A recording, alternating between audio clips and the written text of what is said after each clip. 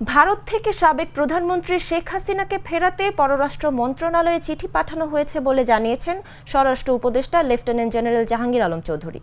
দুপুরে রাজধানীর পিলখানার বিজিবি সদর দপ্তরে এক অনুষ্ঠানে স্বরাষ্ট্র উপদেষ্টা সাংবাদিকদের এক প্রশ্নের জবাবে একথা বলেন। ভারত থেকে শেখ হাসিনাকে ফেরত আনার বিষয়ে জানতে চাইলে তিনি বলেন, এরই মধ্যে পররাষ্ট্র মন্ত্রণালয়ে একটি চিঠি পাঠিয়েছি।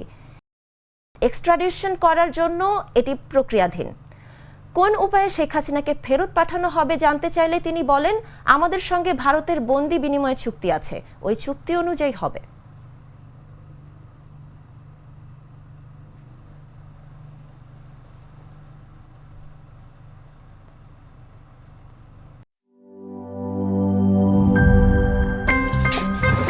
আমার একটা স্মার্ট সিদ্ধান্তে 25% গ্যাসের খরচ কমেছে। ভাবছেন কিভাবে?